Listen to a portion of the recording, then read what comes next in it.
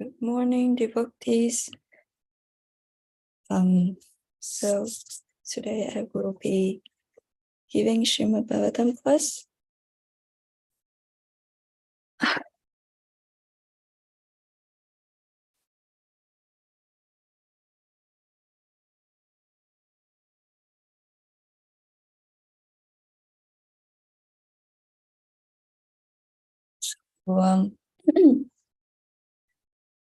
So it chants the Jaya Radha Madhava prayer.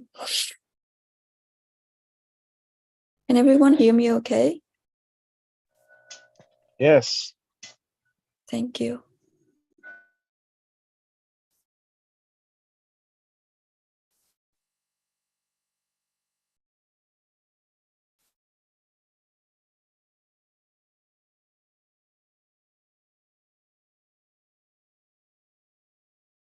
Jaya Radha Madhava Kunjavyari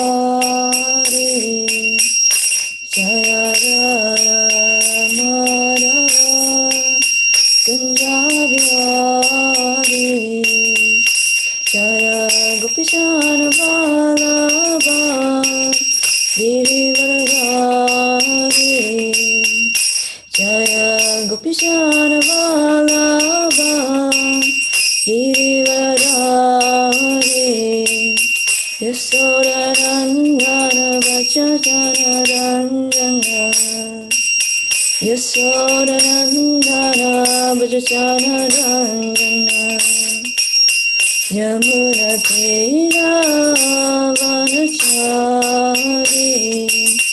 Yamuna Tira Vanachari Jaya Radha Madhava Kunjavyari Jaya Gopishana Vallabha Girivaradhari Yasodanandana Vajjana Ranjana Yamuna Tira Vanachari Yamuna Tira Vanachari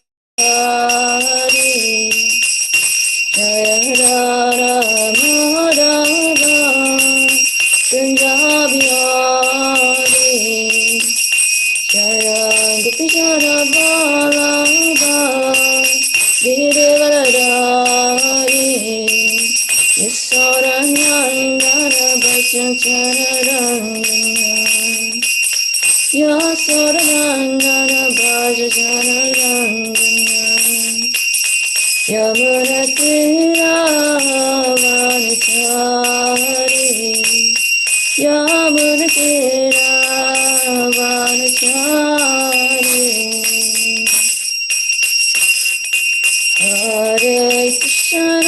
Hare Krishna Krishna Krishna Hare Hare Hare Rama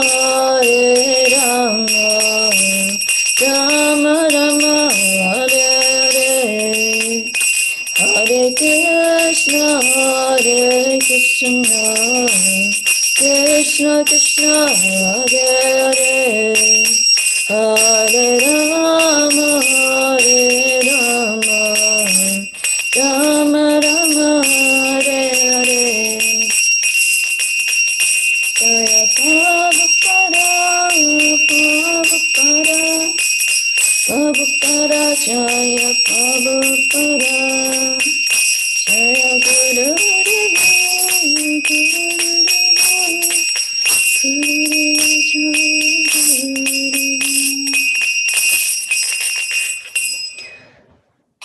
Jayam Pas Vishnu Paramahamsa Praviva Acharya Sasra Shishimar A.C. Bhaktivedanta Swami Mara Prabhupada Ki Jai Jayam Vishnu Paramahamsa Praviva Acharya Sasra Shishimar Bhakti Siddhanta Sarasvati Goswami Mara Prabhupada Ki Jai ISKCON Fadacharya Shri Prabhupada Ki Jai Rantara Srimad Bhagavatam Ki Jai Jai Shri Krishna Chaitanya Prabhu Nityananda Shri Advaita Gadadhara Shivasari Gaura Bhaktavinda Ki Jai All glory to the assembled devotees. All glory to Shishi Guru and Sri Gauranga.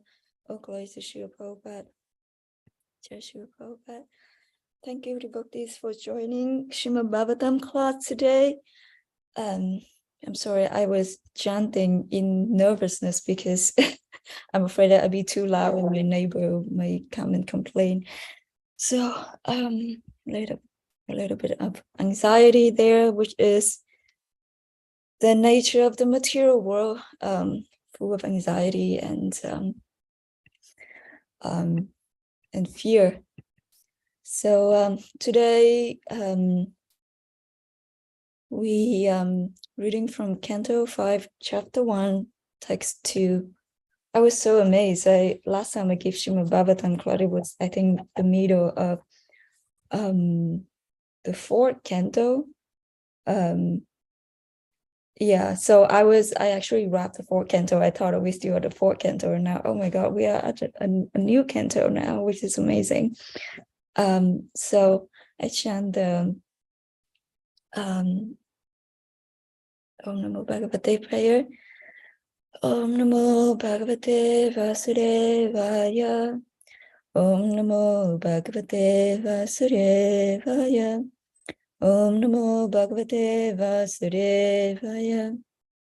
Narayanam Namakrishnaram Chaiva Narottamam Devim Saraswatim Yasam Tadavasam. Okay, so I'm going to read the Sanskrit word. Nanumam Mukta Sanganam Tadashanam Vijashabam Vidhesvabhiniveshoyam Pumsam Bhavitum Arhati. Okay, I will just chant 3 times, and then if anyone would like to chant Nanunam Mukta Sanganam Tadashanam Vijashabha Vidhesva Bhiniveshoyam Pumsham Bhavitum Ahati.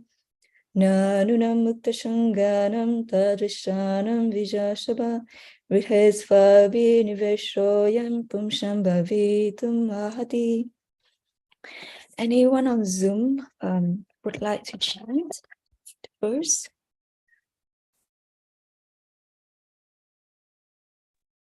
Nanunam Mukta Sanganam Tadrishanam Visharshabha Griheshva Biniveshoyam Pumsam Bhavitum Arhati. Thank you so much, Taraka Babu. Anyone else on Zoom would like to chant?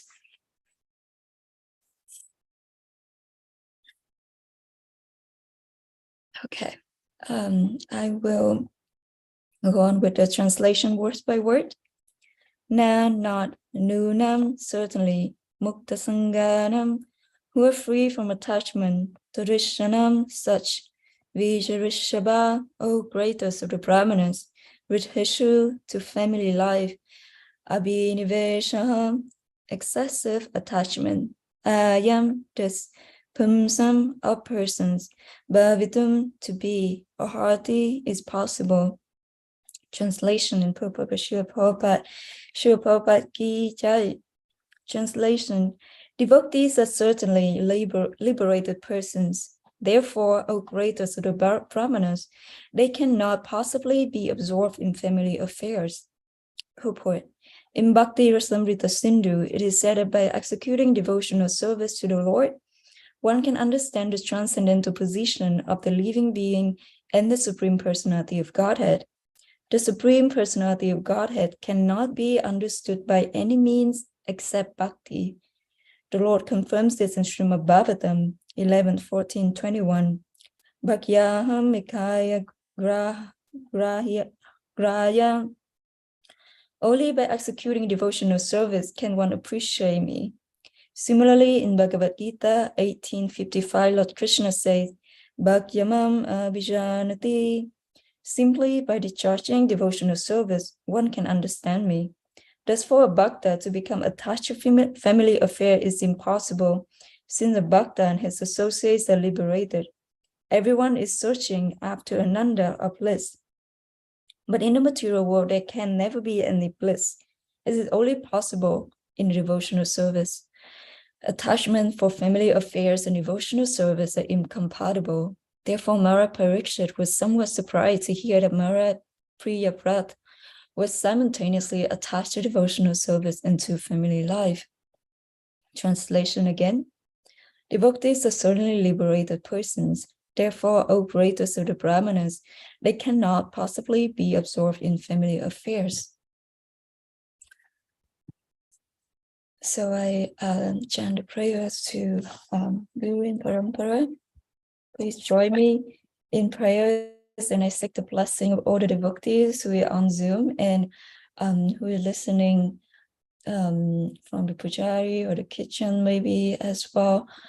Please kindly bless me so that I can be of service to you all, and I can speak something that is beneficial and useful to Guru and Krishna. Om Makana Timarandasha Yanashana Shalakaya Chakshu Militam Yena Tasmai Shri Gurave Namaha. Namo Vishnu Padaya Krishna Mataya Bhutale Shrimati Devamrita Swami Tinamine Prachare Puvadaksham Cha Bhaktajara Pupinata Paratatapi Gauranya Yasya Saveshate Namaha. Namo Vishnu Padaya Krishna Pataya Bhutale Shrimati Bhakti Vedanta Swami Tinamine Namaste Sharavati Devi Guravani Pacharine Nivishesha Shanyavari Vajjayade Satarine Jai Shri Krishna Chaitanya Prabhu Nityananda Shri Advaita Gadadhara Shri Vasari Gaura Bhaktavinda Hare Krishna Krishna Krishna Hare Hare Hare Rama Rama Rama Hare Hare Hare Krishna Krishna Krishna Hare Hare Hare Rama Rama Rama Hare Hare. Panchakapataru Vishaka Prasandu Vajapati Tanam Papanipyo Vasubhyo Namo Namo. Okay, so so we begin the story of King Mara Priyavrata, and later on in this chapter we will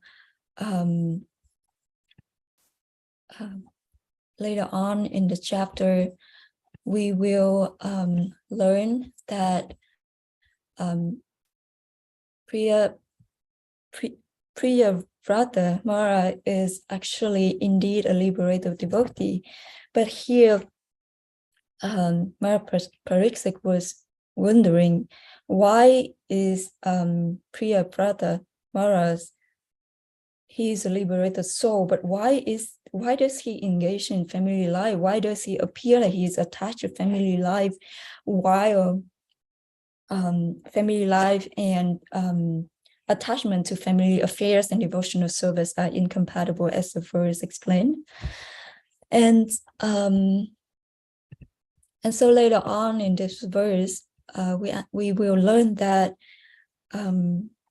Mara Priyavrata, he was ordered to engage in family worldly affair as an order to continue ruling the kingdom. I will just read a short purport in the sixth verse, sort of jumping ahead a little bit, just to understand the position of Mara Priyavrata.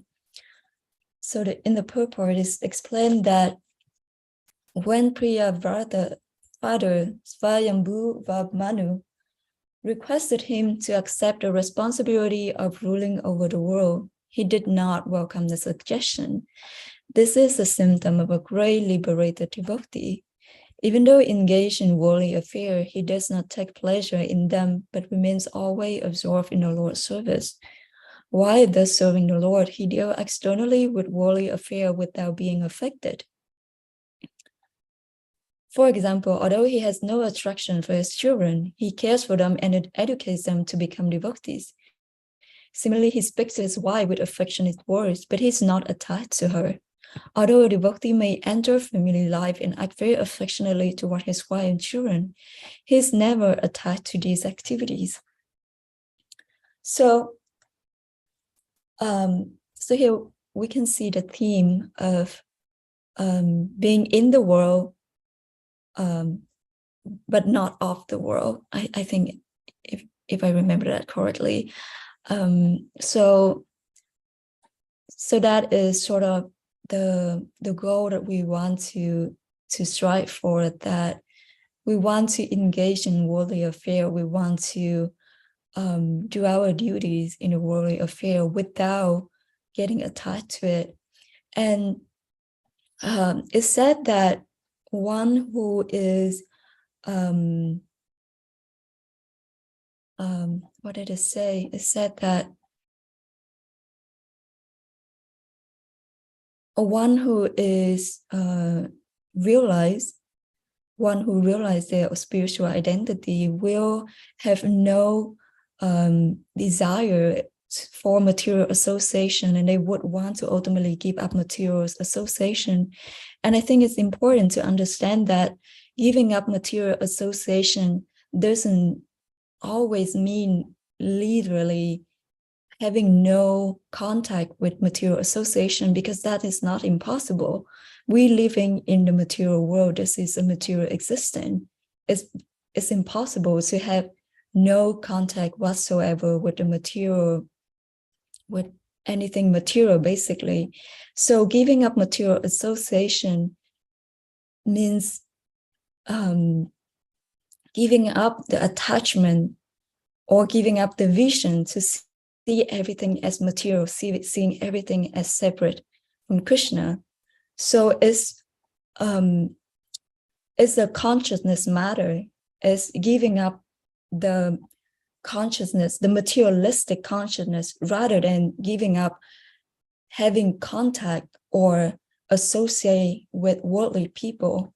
Of course, when one becomes more and more spiritually advanced, then they naturally give up the taste for material associations, basically giving up associating intimately with worldly people, or getting to attach to a certain place or circumstances. So those are there too. Those are the gross level of attachment. Those are there. And so one who spiritually advanced, gradually they also give up that attachment to the gross association with material matter.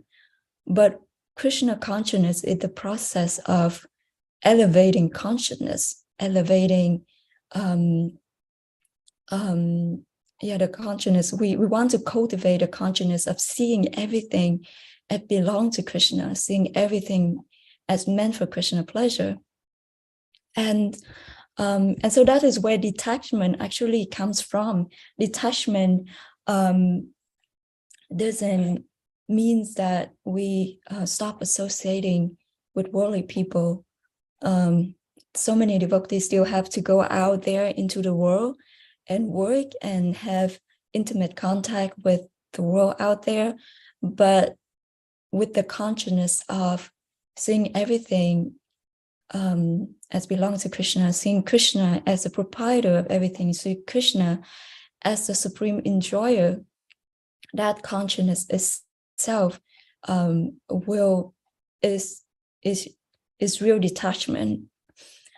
So so similarly in family life, if one see himself as I'm the proprietor of all the paraphernalia of my big house, my beautiful TV, and my gardens, if one see themselves as the proprietor of the objects that belong to them, and see those objects, similarly seeing wife and children as they are meant for one's own self pleasure, then that is materialistic consciousness. But for Priyavrata Maharaj, in the purport today, it explained that he deals externally with worldly affair without being affected by it. And although he has no attraction for his children, he cares for them, he educates them to become devotees. He speaks to his wife with affectionate words, but he's not attached to her. So when one cultivates this consciousness as seeing everything as meant for Krishna pleasure, as meant for Krishna service, then one go on thinking, how can I engage this object? How can I engage with this person? How can I associate with this person? Not for my own sense pleasure, but for Krishna pleasure. And pray to Krishna, to pray for Krishna to have that consciousness, to have that vision. So yeah, and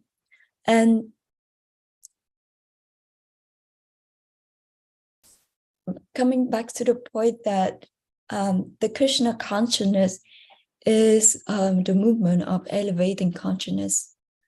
It's not a movement of religion. It's not like my mom the other day, she was saying, you associating with this religion is good, but ultimately it's really dangerous, blah, blah, blah.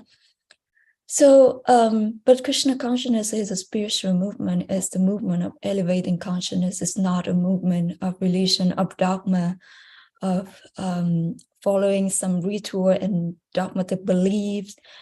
And so when we understand that, I think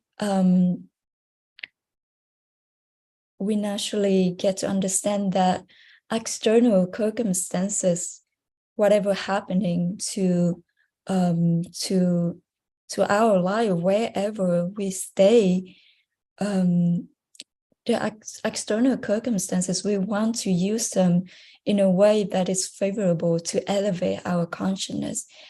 And so external circumstances is to support it, to remember Krishna or not. And so one should not get so mental about where do I stay, where do I live, and who am I being with, especially like in a romantic relationship. I think it's easy to think, yeah, this person, we did some astrological charge and we're not compatible, so maybe we should just give it up. But external circumstances is the material world is already full of suffering and misery. But if our consciousness change, then we see everything completely differently. It doesn't matter so much what the external circumstances is gonna be. So whether one is in family life, whether one is a sannyasi, whether one is brahmachari, whether one is the businessman, whatever external duties, whatever external cloth that we put on, it doesn't signify our consciousness. It doesn't signify our level of Krishna consciousness. So our main I don't know which word to use. I say our main business is to cultivate Krishna consciousness, to cultivate that consciousness that we're not the doer, that we're not the proprietor, we're not the enjoyer. And this consciousness is cultivating through following the process of bhakti. And I read a verse from the 11th canto. It's discuss about a different attachment, a different typical attachment of the conditioned souls, and see how we can relate to that. What is holding us back from seeing Krishna for who he is, for elevating our consciousness? What is holding us back from it? So the 11th canto, chapter 21, verse 24, the translation is said, simply by material birth, human beings become attached within their minds to personal sense gratification, long duration of life, sense activities, bodily strength, sexual potency, and friends and family. Their minds are not absorbed in that which defeat their actual self-interest. So I read it again.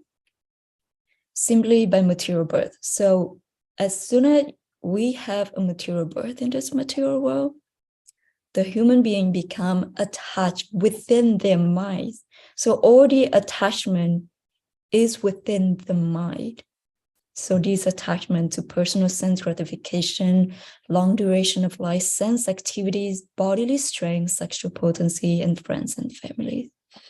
And because the mind is so absorbed in these sense pleasure, including the pleasure of the mind, the sense pleasure, one may be attached to seeing beautiful things, like it's saying bodily strength, like getting a limb body, like men wanting to get 6-ab body, having attraction, and then friends and family. And so a lot of these sense pleasure happen in the mind. And when one is so absorbed in thinking constantly, how to please my senses, how do I feel happiness, then naturally one become defeated in due course of time, and forget the actual meaning of the human body is to actualize oneself. And so in the purport of this verse, it's explained that our attachment to the material body and the bodies of families and friends inevitably lead to unbearable anxiety and suffering.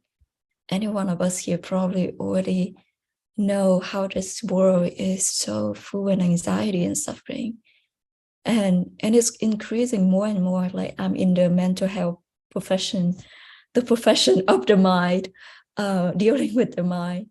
And it's just, and it's saying the other day in the meeting, and we were discussing about how depression and anxiety plumped up more than 200% in the last 5 or 10 years. I think in 2011, yeah, and it's plummeted over 100% depression and anxiety.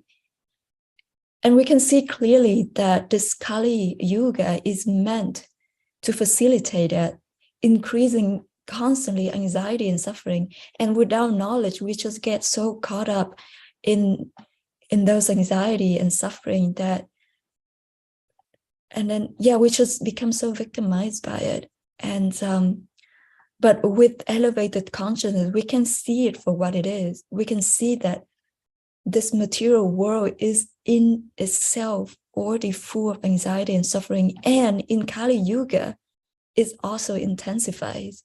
So see it for what it is, and we see it clearly that, okay, my business right now is to become more Krishna conscious, because that is the only way that I can save myself. That is the only way that I can survive right now, because the anxiety and the depression and suffering is so unbearable.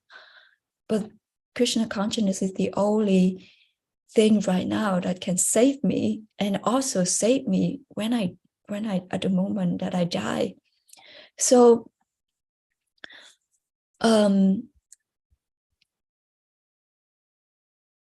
so in the purport further, it's explained that the root cause of this is that the conditioned soul is dreaming of a world separate from God. But any advancement experienced in this dream world is merely hallucination. That means any attempt to enjoy this dream world of wanting to enjoy for our own sense pleasure, enjoy everything separate from Krishna, is basically a hallucination. And the purpose go on. The Lord states in Bhagavad Gita, Sava Loka Maheswaram. He is the supreme enjoyer and Lord of all planets and world. Only by Krishna consciousness, recognition of the supremacy of God, can one make actual progress in life. So, I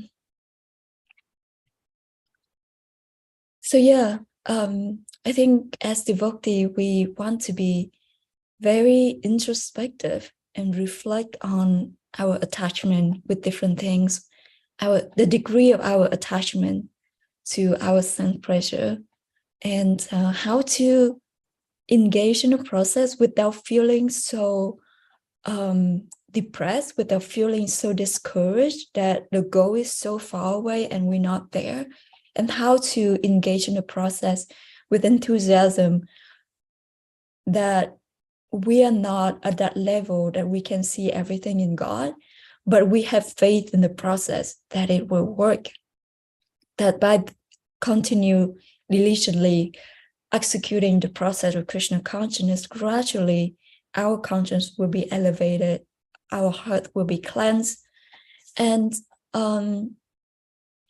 that's, I mean, a lot of the time I feel like I take Krishna consciousness for granted. I forget about how I'm actually engaging my senses in devotional service. I'm doing devotional service mechanically. I come to see the deity, I take darshan, I take prasadam. I forget that these are actually the purifying process by engaging my eyes and seeing the deity, seeing the devotees, by honoring prasadam using my tongue, by hearing the holy name using my tongue, by smelling the flower offered to Krishna, smelling the prasadam, by using my hand and feet in doing actual devotional service, doing like practical activities. Sometimes I forget that these activities are actually purifying my heart. I just forget about it. I should do it mechanically. And so it's so I remember one time my Guru Maharaj, His Holiness Devi Maharaj, he gave an instruction, not to me, to another devotee. He said, invest, what did he say? Actually, he's on this call, maybe I can ask him. He told Nagar Nitai that invest your heart in devotional service, or something like that, basically absorbs your heart in devotional service. And then I realized that when there are times that I feel very mental, there are times that I just feel like literally I was hit by a truck and I'm just unconscious. I'm just so mental. I just feel like I'm so absorbed in my suffering, in my anxiety, in my problems.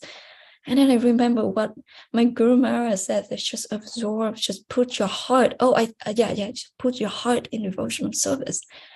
And then I try to do that, and like just really like doing devotional service. Like, I mean, I have the service I love the most.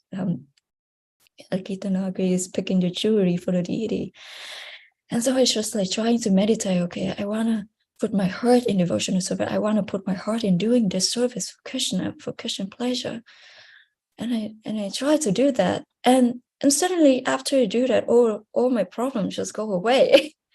and because this is the potency of devotional service. And devotional service begin with chanting and hearing. So there are so many activities that we do as devotional service. I mean, I think for myself, because I cannot be Krishna conscious 24 hours a day. I cannot be, I cannot absorb myself in devotional service. I cannot see Krishna in everything 24 hours a day. It's just not where I am at the moment. But whatever I can do right now, whatever smallest devotional service, smallest activity that appears so mundane, like even washing the dishes. Like the other day I saw Kaylee washing the dishes in the kitchen like so earnestly, and I just so appreciative of her service. And I'm just like, yeah, it's just like the activity itself appears so mundane, but it's actually the activity that purifying our heart. Is actually the activity that elevate our consciousness. And yeah, like cooking for the devotees, or cleaning, anything can be an activity of devotional service if we have that consciousness, if we want to cultivate that consciousness. And as a result, our heart will gradually be purified. there's another verse in the 11th canto, which is really sweet with substantiate what I just share right now. So earlier I was discussing that when our mind is so absorbed in our problems, when our mind is so absorbed in different objects of the material world and forgetting Krishna, then we forget about our real spiritual identity as eternal servant of God. But here, so this is Srimad Bhagavatam, 11th canto, chapter 14, verse 27. Krishna, this is Krishna explaining to Uddhava. The 11th canto is so nectar. I've been reading it. It's just so amazing. So Krishna is saying, the mind of one meditating upon the objects of sense gratification is certainly entangled in such objects. But if one constantly remember me, then the mind is absorbed in me. In the purport, is explained, one should not think that one can attain complete transcendental knowledge of Krishna by mechanically engaging in worship of the Lord. Lord Krishna states here that one must endeavor constantly to keep the Lord within one's mind. Anusmarata, or constant remembrance, is possible for one who always chant and hear the glory of Lord Krishna. It is therefore stated, Sravanam, Kirtanam, Smaranam. The process of devotional service begins with hearing, Sravanam, and chanting Kirtanam, from which remembrance, Smaranam, develops. One who constantly thinks of the object of material gratification becomes attached to them. Yeah, so this is very important, that one who constantly thinks about the objects of material gratification becomes attached to them. So we got to be very mindful, very introspective. What do our minds usually dwell on? Sometimes it's certain thought, certain situations. We have to be very careful on what our mind is thinking about.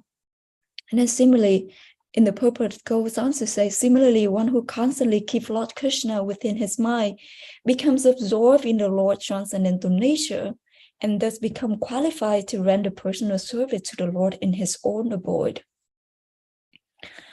So sometimes devotees, or I myself, even have doubt, like sometimes hearing instruction like, oh, I feel so mental, I have so many problems. And then my Guru Maharaj just say, just chant Hare Krishna. We should do devotional service. And I'm like, what, really? Like, do we have enough faith that by chanting and hearing, that will solve all my problems? How does that work? How is that possible? I'm having so many problems. I have to deal with it. But how does hearing and chanting actually help me? So back to the point that we want to elevate our consciousness. So when by hearing and chanting, it purifies, it clears the consciousness. And so it's not that our situation will change. It's not that our problem will change. When we hear and we chant, our consciousness changes, and we see our problem. We see our problems, and we see them differently. So the consciousness change. It's not that the situation will change, but the vision, how we view our problems, how we view about the solution to solve it, that change. So that is where hearing and chanting has this very strong potency, because it's ultimately transform our consciousness. And we want to hear and chant with absorption. We don't want to hear and chant mechanically. We don't want to just chant our vows. I mean, it's not easy to chant our vow with absorption. The mind is so powerful. The mind is just so powerful. It's always try to grab it. Okay, think about this, think about that. And it try to drag it away from hearing the holy name. But when we hear the holy name with attention, my Guru Maharaj, he say, he told me, I'm sure he told a lot of devotees as well, chant carefully. And then I asked him, what does that mean? He said, chant carefully means hear the holy name, hear with attention, hear each syllable. And when you do that, it's amazing. It's not easy. but it's amazing. It's like a miracle. And so similarly, when we constantly hearing and chanting, then keeping Lord Krishna within our mind, then yeah, our view. But again, hearing and chanting, especially with absorption, hearing and chanting itself still has potency, but when we hear and chant with our heart in it, with attention, then our consciousness will be influenced very profoundly. And okay, I was about to mention the Maya. She constantly hearing all the time. And when I was in the ashram with her, I was just like, she's just chanting all the time and hearing all the time. And I look at her and I'm like, yeah, like, yeah, she has such a blissful feel, although she may not, she may not always feel blissful, but just the aspect of, she just looks so blissful. And yeah, I was just, yeah, admire that she's just constantly hearing and chanting all the time. And I mean, we're not saying that we're gonna hear and chant to avoid to deal with our anatta, because our anatta in our heart will come out and we will have to deal with it. But we don't try to deal with it. We're using tool from support from devotee, from talking, revealing our mind to those who we trust and those who are our well-wishers. So there are things that the anatta will come out that we will need to deal with. But in order to deal with that, we have to have a solid foundation. We have to have a solid consciousness in order to rise above the anatta that coming out. Because in the process of Krishna consciousness, gradually will get purified. And so these anatta will come out one way or another. And it's ugly. It's like we have so much dirt in our body, and we're taking shower and we're just shedding so many layers of dirt, and it's ugly. It's not easy to see, but we need a solid foundation. We need that. And so I think I will wrap up by reading another verse, just sort of substantiate what I should share. So this is another verse from the 11th canto, chapter 20, verse 31. Krishna explained, therefore, for devotee engaged in my loving service, with minds fixed on me, the cultivation of knowledge and renunciation is generally not the means of achieving the highest perfection within this world. In the purport, it's explained, a surrendered devotee of Lord Krishna did not seek perfection through the cultivation of knowledge and renunciation outside the loving service of the Lord. Devotional service to Krishna, being itself the supreme transcendental process, never depends upon the secondary methods involving the cultivation of knowledge and the renunciation. Okay, here's an important point, substantiate what I just explained.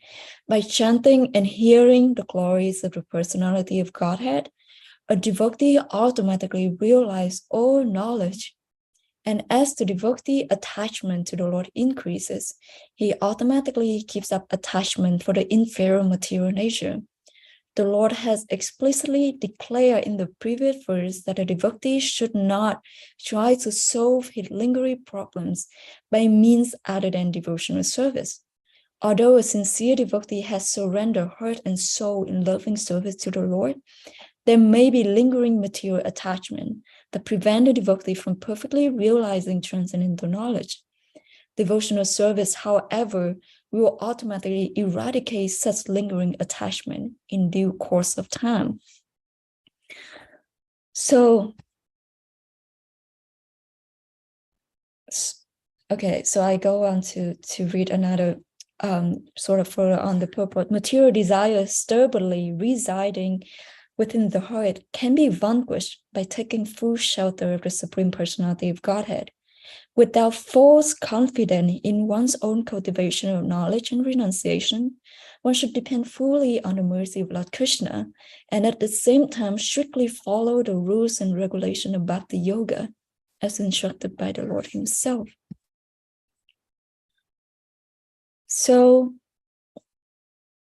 to sort of review, basically, in scripture, the Sastra clearly state that devotional service will automatically eradicate all of our lingering attachment in due course of time. And one should not, there's a lot of verses in the 11th canto that explain that all other processes is secondary to support the jiva soul in self-actualization. But Krishna consciousness, the process of bhakti, is the primary process. And so, in this way, explained clearly that one should not try to implement any other methods to solve one's problem or to advance in spiritual even. One may try to cultivate knowledge, and cultivate knowledge in a Krishna conscious mood to understand Krishna is different from cultivating. No, this is not something that I'm fully understand, but basically, yes, have faith in the process of devotional service. And what I find that strengthen this faith is through reading Sastra. A lot of these things that I'm sharing right now, I have heard from my Guru Maharaj speaking in his class. I have heard from devotees, but I think by reading by myself, reading about it and internalize and trying to understand it, then my faith increased. So it had to be all together.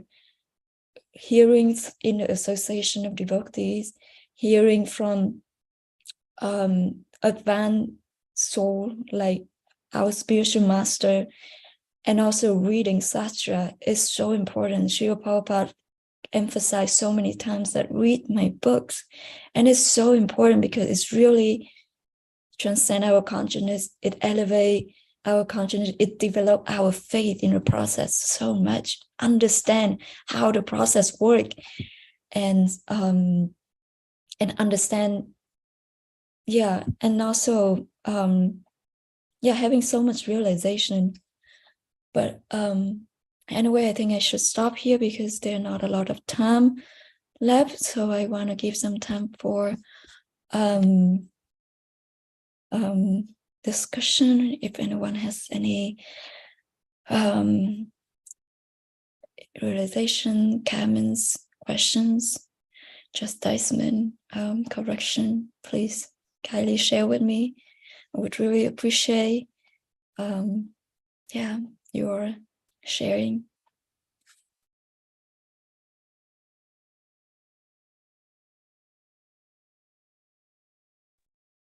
I wanted to say something very quick. Thank you so much, Paramesvari, for your class.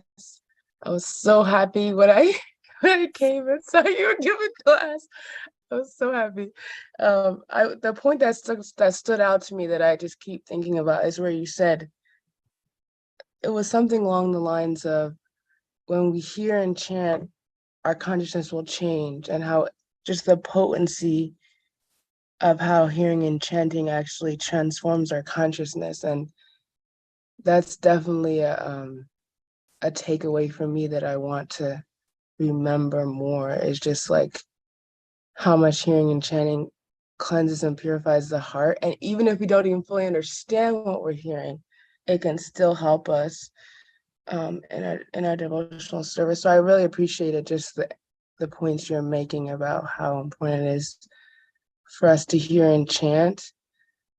And also near the end where you mentioned like about us reading, but also hearing from other devotees and hearing from our spiritual master and advanced souls, like the combination of all those together, how important that is. there are so many amazing points, but the hearing and chanting point is what's very much in the forefront of my consciousness. So thank you very much, Paramesvari. Thank you so much for your kind words and for your sharing of your realization. Yeah, I keep thinking about because I think in Bhakti, in the Association of Devotee, we hear so much that hearing and chanting, but like how many especially for new devotees, do we actually understand why are we doing that? And I mean, at the beginning, maybe we try to follow. So hearing and chanting, we hear that we should hear and chant. So okay, we do that, and that's beneficial. But I think in time, I think it's important that we need to understand the reason why we're doing that as well, and not taking it for granted. We're not blindly going on and doing it mechanically, following is still good, but as we make some more advancement, I think as devotee, I mean, I'm sort of talking to myself, like, it's so important to understand the reason why we're doing what we do, because we'll establish our faith, and then when that faith develops, Maya cannot really attack us so much, because we understand why we're doing what we're doing.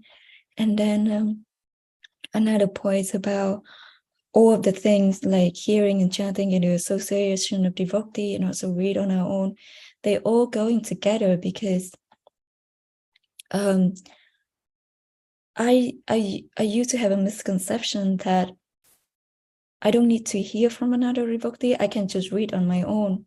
But the thing is, our consciousness is not at the level that we can understand Sastra. Sastra is a very highly elevated level that my consciousness at this level, I don't have the proper understanding of Sastra yet. So that's what I need to hear in the Association of Devotee, hear from more elevated devotee, because they are able to see that. They are able to see Sastra and apply Sastra in a practical way. Whereas where I am at right now, I can read Sastra all day long, but if I don't hear, then I may misuse Sastra. I may apply Sastra in a way that is not proper. So so I think that I just want to sort of share that realization that I have, the reason why we want to both hear, especially from our spiritual master, from more advanced devotees, and also we also want to elevate our consciousness by reading on our own.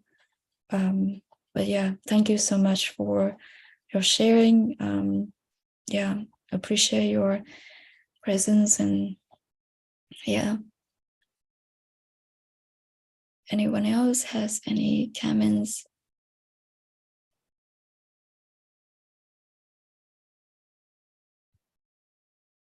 I can offer a few words. Thank you, Prabhu. Hare Krishna. Thank you for a nice class. I always enjoy your classes. They're always very nice, full of visions, and well supported with Shastric references. They are good, and I enjoy. And this class is not an exception. Thank you so much for your kind words. You was always so kind to me. I do have one minor correction. Yes, please. You were saying that by chanting Hare Krishna, our perception of our circumstances will change.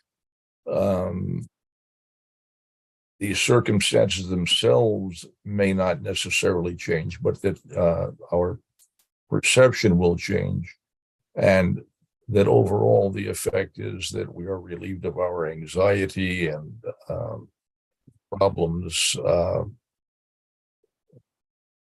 are mitigated or minimized. And but in fact, by and not just by chanting Hare Krishna, but any process of devotional service, actually the circumstances themselves can change or will change. Ordinarily, it's not possible to change the circumstances of our life because we have developed a particular set of reactions. We have a particular karma, and that will play out. And there really is no way to change that other than devotional service. Devotional service can change our karma. It can eliminate our karma by the process of devotional service, and particularly hearing and chanting. All kinds of reactions to our previous activities are burned up, and Krishna then actually personally takes charge of the circumstances of our life. What happens then is directly engineered by Krishna. So we may see the circumstances change, or they may appear to be the same, but actually by chanting Hare Krishna, virtually everything in our life becomes transformed, whether we perceive that or not. Gradually, by hearing and chanting, our realization of the holy names expands, and we realize more and more what is happening by chanting. But gradually, our mind, all of our senses come under Krishna's control. Everything is engaged in his service, and every aspect of our life is transformed. So the circumstances may appear to change or not, but yes, it's absolutely true that our perception of the situation will change. The bottom line is, though, that the problems actually will go away, because sometimes the problems are nothing but mental concoction. It's just it's just a figment of our minds. We create problems out of situations that are not necessarily a problem. We perceive them to be a problem, and when our consciousness is rectified, then what appeared to be a problem is no longer a problem. Material life is always going to be a struggle. Maintaining a material body within the scope of material nature is inherently full of all kinds of difficulties, but those difficulties can be very significantly minimized, and rather than being a struggle when we're engaged in devotional service, everything becomes transformed such that it's we don't perceive these things necessarily to be a struggle. It becomes a joy. Everything becomes instead a joyous act of devotional service. Even our material circumstances can be transformed into Vaikuntha. So we're out of time. Hare Krishna. Thank Jai you so Shri Shri much. Radha Yes. Damodar. Thank you so much for the correction, and I hope that that's helpful for everyone else here as well. Thank you so much.